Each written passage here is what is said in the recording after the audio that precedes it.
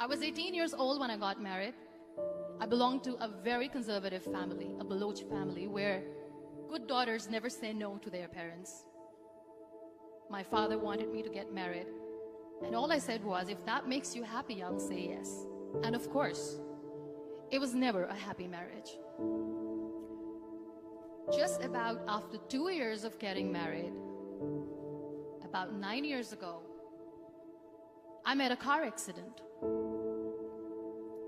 Somehow my husband fell asleep and the car fell in the ditch. He managed to jump out, saved himself. I'm happy for him. But I stayed inside the car and I sustained a lot of injuries. The list is a bit long. Radius ulna of my right arm were fractured. The wrist was fractured. Shoulder bone and collarbone were fractured. My whole rib cage got fractured. But that injury that changed me and my life completely was the spine injury. Many people came to rescue. They gave me CPR. They dragged me out of the car. And while they were dragging me out, I got the complete transection of my spinal cord. Those 2.5 months in the hospital were dreadful. I was at the verge of despair. One day, doctor came to me and he said, well, I heard that you wanted to be an artist, but you ended up being a housewife. I have a bad news for you. You won't be able to paint again. Next day, doctor came to me and said, your spine injury is so bad, you won't be able to walk again. I took a deep breath and I said, it's all right. Next day, doctor came to me and said, because of your spine injury and the fixation that you have in your back, you won't be able to give birth to a child again. That day, I was devastated. I started to question my existence. Why am I even alive? So what kept me going was, one day I asked my brothers, I know I have a deformed hand, but I'm tired of looking at these white walls in the hospital and wearing these white scrubs. Bring me some colors, bring me some small canvas. I want to paint. So the very first painting I made was on my deathbed, where I painted for the very first time. What an amazing therapy it was. Without uttering a single word, I could paint my heart out. I could share my story.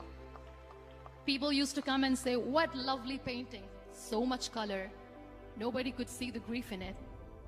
Only I could. And that day I decided that I'm going to live life for myself. I am not going to be that perfect person for someone. I am just going to take this moment and I will make it perfect for myself. That I'm going to fight my fears. So I wrote down one by one all those fears. And I decided that I'm going to overcome these fears one at a time. You know what was my biggest fear? Divorce. But the day I decided that this is nothing but my fear, I liberated myself by setting him free. And I made myself emotionally so strong that the day I got the news that he's getting married, I sent him a text that I'm so happy for you and I wish you all the best. And he knows that I pray for him today. Number 2 was, I won't be able to be a mother again. And that was quite devastating for me. But then I realized there are so many children in the world, all they want is acceptance. So there is no point of crying, just go and adopt one. And that's what I did.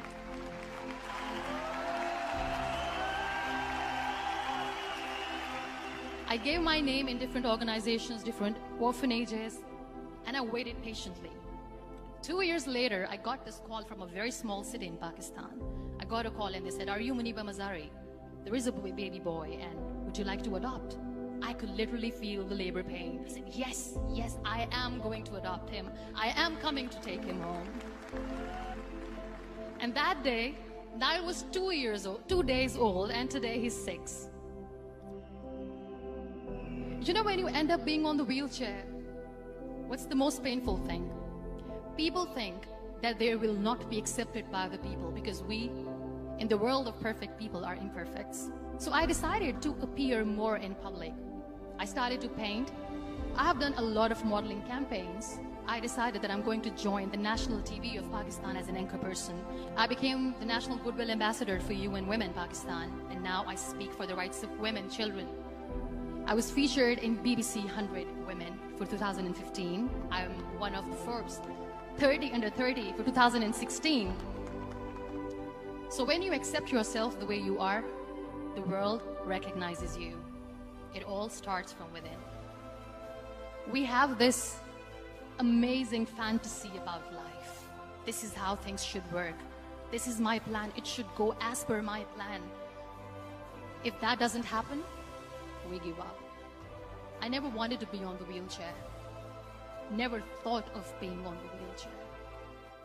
This life is a test and a trial, and tests are never supposed to be easy. So when you're expecting ease from life, and life gives you lemons, then you make the lemonade, and then do not blame life for that. It is okay to be scared. It is okay to cry. Everything is okay, but giving up should not be an option. They always say that failure is not an option. Failure should be an option, because when you fail, you get up, and then you fail, and then you get up, and that keeps you going. Embrace each and every breath that you are taking. Celebrate your life. Live it. Don't die before your death. Real happiness lies in gratitude.